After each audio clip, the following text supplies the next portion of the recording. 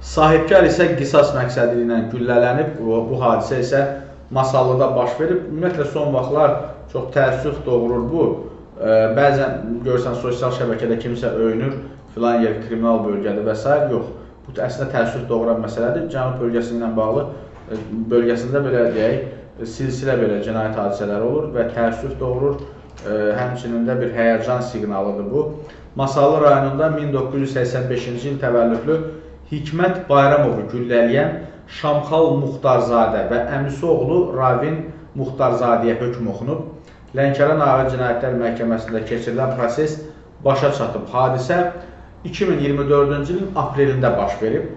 Bundan 2 ay əvvəl isə Hikmət Şamxalı rayonun 7 Oymaq kəndində bıçaqlayıb. Belə ki, münaqişə zəminində baş verən hadisədən sonra Şamxal qisas almaq məqsədi ilə lüləsi kəsilmiş tüfənglə silahlanaraq əmisi oğlu ilə Ravinlə birgə Hikmətin yaşadığı yerə gedir. Burada bir sual olunur ki, bu 2 ay əvvəl bıçaqlamış adam niyə azadlıqdadır? Bax, burası bir ayrıca sualdır. Və nə baş verir? Onlar maşından düşürlər, Hikmətə, yəni həmin o iş adamına atəş açırlar. Xəsarət alan şəxsin həyatı xilas olunur.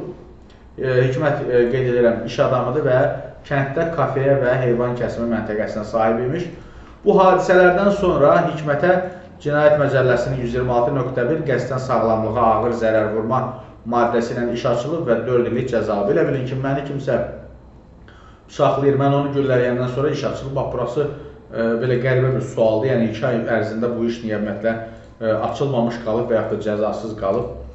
Və Şamxal və əmisi oğlu isə adam öldürməyə cəhd, qanunsuz silah saxlama kimi maddələrlə ittiham olunub. Məhkəmənin ötən həftə çıxardığı hökmlə Şamxalar, yəni bu güllə məsələsi ki var idi, ona 11 il 6 ay, əmisi oğluna 11 il 3 ay, həmin o bıçaqlanan şəxs ki var idi, daha doğrusu güllələnən şəxs əvvəlki bunları bıçaqlamışdı, ona da 4 il cəza verilib. Yenə də deyirəm, bu adam indi həmin vaxtda azadlıqda olmasaydı, ümumiyyətlə bu hadisə də olmayacaqdı.